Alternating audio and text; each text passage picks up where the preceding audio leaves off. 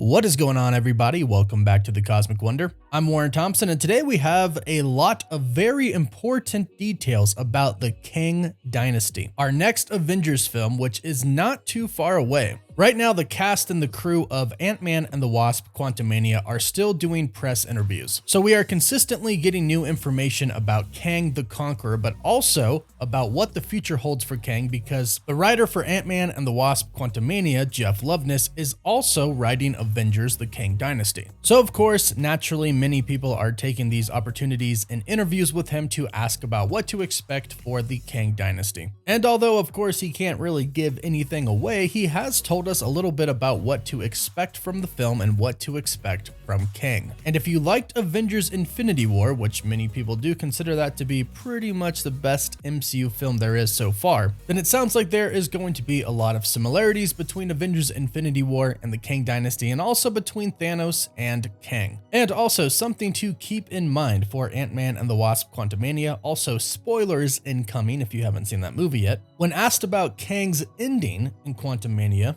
on whether or not he was actually dead or not, he responded by saying, "You don't want to know the answer to that." So, of course, many fans right now believe that Kang simply just got sucked further into the quantum realm, and that he is not actually dead. After all, Quantumania did tell us that there are essentially layers upon layers upon layers in the quantum realm. There are many different parts and sides to it. So I'm thinking that the Kang that we saw in Quantumania is still around. And the reason that in the Kang Dynasty we are going to get a Kang in our main universe, Earth 616 universe, is because the Kang from Quantumania could be out for revenge. He could get out and want to go seek revenge on Janet, on Scott, on Cassie, the entire Ant-Man family. And of course, while he's there, he might as well beat the Avengers. Quantumania showed us, and the post-credit scene made it very clear, that Kang and multiple versions of Kang have always been able to beat the Avengers. Wherever they have been, in whatever universe, they have defeated the Avengers many, many, many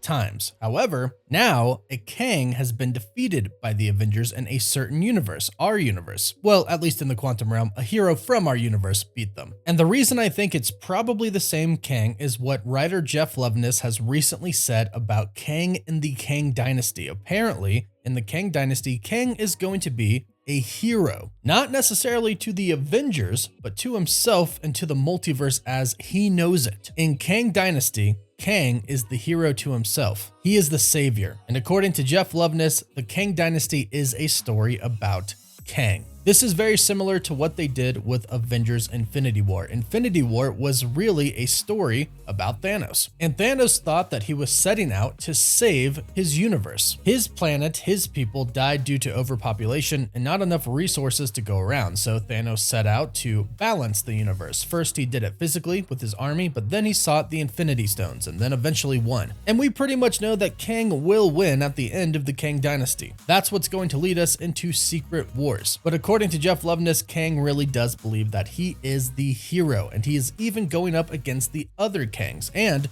this is exactly what he warned Ant-Man about in the movie. And this is also what Marvel Studios president Kevin Feige has been telling us about. He's been stating that it's not just going to be a war between the Avengers and Kang, but it's also going to be a war between Kang and Kang, other variants of Kang. So I think we might actually have some type of a true hero with the Kang that is going to be in the Kang Dynasty. Will he be a hero to our Avengers? Probably not, considering that he's probably going to try to kill them all. But our Kang has told us what his goal is. His goal is to win. His goal is to beat those who exiled him, the other Kang variants. And what we saw in the post-credit scene is the three Kang variants, Rama-Tut, the Scarlet Centurion, and Immortus, have somehow weaved their own timelines together. They control many different timelines. And of course, we know that Kang's goal is typically to rule the entire multiverse. But that doesn't come without destruction of other universes. This is where it gets very similar to He Who Remains. And it's very important to remember what he said about how the multiverse war started way back then. He said at first some of the Kangs were nice to each other when they discovered the other universes. They shared a lot of their technology with each other. They helped each other grow. But of course, there were variants of Kang who were bad and wanted to conquer conquer the entire multiverse. The multiversal war broke out, and eventually He Who Remains killed all of the other timelines and isolated one. And then he prevented other timelines from being formed, and the reason that he prevented them from being formed is so his variants couldn't get out and start another multiversal war, potentially killing the entire multiverse and life as everybody knew it. Well, that could be what the main Kang in Kang Dynasty is trying to do, trying to prevent the entire multiverse from being destroyed. In that sense, he very well could be a hero. We only got a brief glimpse of what Kang has done. Yes, we have seen him destroy timelines, but we don't really know anything about these timelines. Perhaps he was in timelines of the other Kangs, of very evil versions of Kang. And perhaps he was wiping out those Kangs and those timelines so that they could never come back and those Kangs couldn't threaten the entire multiverse. Again, in his mind, he has already viewed himself as the hero. He said he's the only one that can stop what is coming. And when Ant-Man asked what's coming, he said, me, referring to his other variants who clearly have a pretty big agenda, at least the three of them. It's very clear that the three variants are in charge: Immortus, the Scarlet Centurion, and Rama-Tut. And what's interesting is that we saw many people in that Coliseum cheering for them, not only cheering for them, but basically freaking out that it was them, which means they are definitely willing to do whatever the three of them tell them. And we'll just call them the Kang Trio. So the Kang Trio has an army. And what's scary about that army is the army consists of Kangs, all with advanced technology, all with time travel technology, the ability to travel through different points in time and the multiverse. This is a crazy huge threat, a lot bigger threat than anything we've ever seen. It doesn't just threaten one universe, but all of them. And their goal is to conquer everything and make it exactly as they want it to be. So if Kang's goal is to defeat them so they can't do that, that does indeed kind of make him a hero. And I'm actually genuinely excited to hear that this movie is going to be his story, because I would love to hear more about his past. I'd love to see more. And I'd love to see his justifications for going about and essentially pruning other timelines. And it will be interesting to hear him converse with the Avengers, explaining what he is doing. Essentially the same conversation that He Who Remains had with Loki and Sylvie at the end. He will probably tell them,